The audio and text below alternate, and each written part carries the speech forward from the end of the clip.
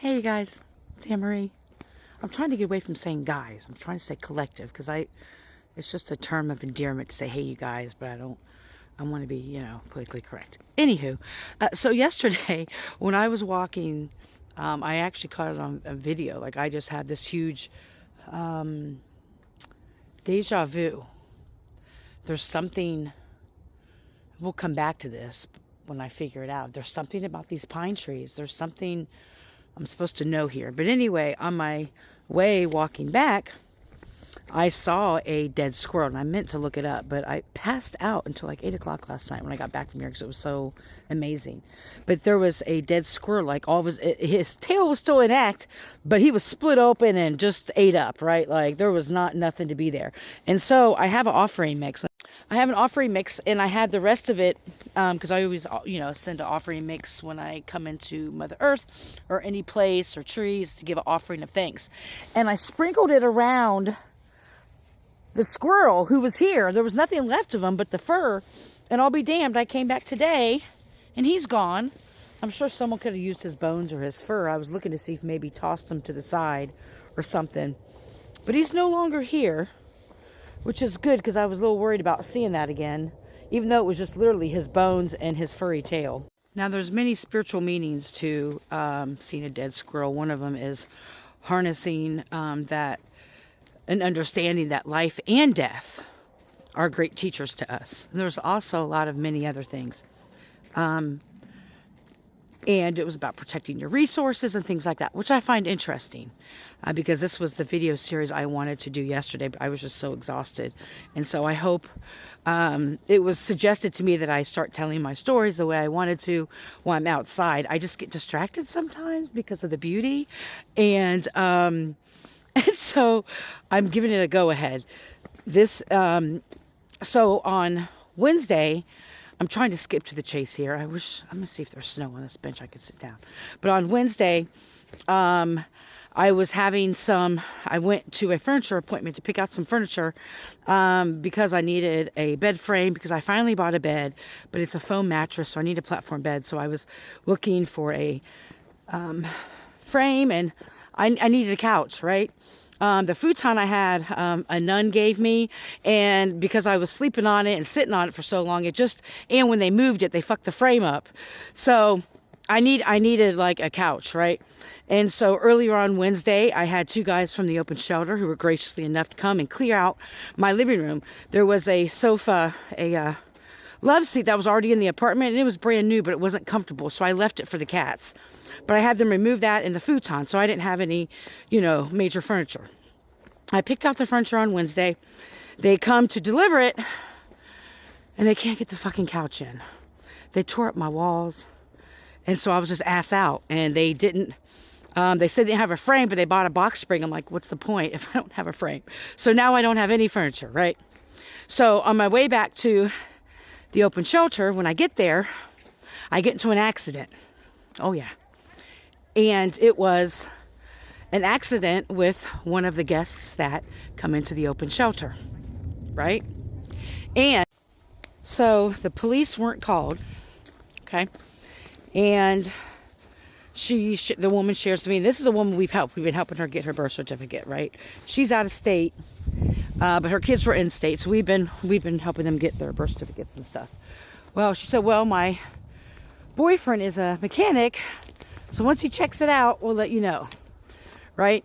I was already, so after that, so I'll share the whole process. So when I go into the office and talk to my girls in the office, the open shelter, I'm a little worried. I'm a little upset because, I have been saving, for some of you know, I have been, and when you literally work just to cover your expenses and nothing extra because your freedom is more important, it's a little bit harder to save. And I do my readings pretty much for free. And so, I do things for freedom, all right? Not for money. It's a challenge. But anyway, so I've been slowly saving money so I can get to the beach. And because I have to rent a car, it's going to be a little bit more expensive. I could easily do the hotel, but I need a car to get there. So, but anyway, so I had money saved. right? And I've been kind of adding to it. I was like, well, my taxes get here, I'll be able to, do some stuff hopefully to save. And then my cat also needs a surgery I've been saving for. So anyway, so I have this kind of this fear, and I make a few statements, right? One of the statements, because I was just frustrated, like, damn it, every time I get a little bit ahead, something fucking always happens, right? I'm saying these old statements that I no longer resonate with, but I'm saying them, right? And I think I even mentioned, I'm not going to go get high or use, but damn it, what I'm saying? This makes me want to, which wasn't true at all. So anyway, and of course, Shelly comes over. She's like, you seem like you're in a really dark space. How can I support you? Which I love. I swear to gosh, I am so grateful for the people I have in my life today. The people that breathe life into you and remind you who the fuck you are, and not people who kind of keep you stuck and want you in that cycle of despair and pain and tragedy and trauma. The people I got around me, we don't get off that easy. But anyway, so I go home. And this could cost me a lot. Like, it could wipe me clean out what I've worked so hard to save, right? And so I go home, and for 4 hours straight, I meditate about it. And I'm praying about it. I'm literally sitting in I have one little chair, looking out the window, and just talking to spirit. Like, why did I say that? Why did I feel that? That's not me anymore. And, like these, I don't feel it. I mean, I don't even resonate with being an addict anymore, because I have and I've said this many times, I have a whole different viewpoint of addiction and recovery now, and I don't align with it anymore. I believe we're doing a disservice to people, actually, by not providing more well-rounded tools to them. But anyway, so I had this long conversation. At the end of it, I was like, you know what? Whatever happens is going to happen. I trust spirit. I have faith, and part of it, I'm not going to lie, part of it, what I wanted to say is what was triggered was, literally my whole life, people have gotten over on me, taken advantage of me, and that it's like not the poor me thing, but, like people who were supposed to fucking love me and protect me and be cool with me and be in my corner. It's like pretty much every single person at a point in my life, up until last year or so, betrayed me, right? People are supposed to be my friends, my family, my confidence, my boyfriends. You know what I'm saying? Like, these motherfuckers have once tried to kill me. These are people who have tried to take me out, mocked me, made fun of me, talked shit about me behind my back. Like, all the shit they don't think I know about, right? And so that was coming up, like, man, now that her boyfriend's involved, he may like start nickel and diming me, saying it's like thousands of dollars, right? And her car doesn't matter, but her car was a beater like mine, old and all that, but it doesn't matter, right? I want to make good on my mistake. So I let it go. I mean, there was a lot more to this whole process with spirit, but I mean, it was pretty intense for me on Wednesday night.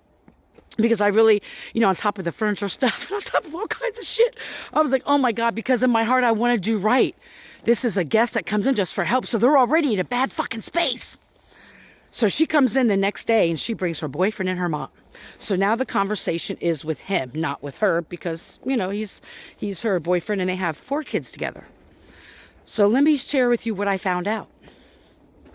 He, like I, was illegally evicted. He, like I, had hours cut, so money was already kind of tight. He, like I, then got his car repossessed, which then affected his income. He and her and their children, like I'm not now, but I was, living in someone's basement with, black mold and critters and bugs. And even though you're out of the elements, it made me sick, and it made my cat sick a few times. And I couldn't imagine having children in that. So I saw the similarities in us. And when I was sharing with him, this might have to be 2 parts. I apologize, you guys.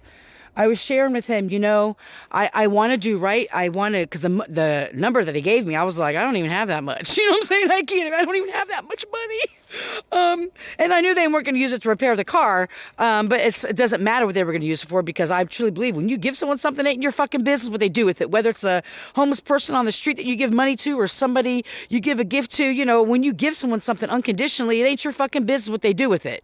Stop trying to control people with shit like that. That's not really a gift. It's not unconditional, right? When you have expectation what people should do with it. Go to part 2. I'm sorry. Hope you're healthy and happy, full of joy. May you love and be loved. Heal, don't harm.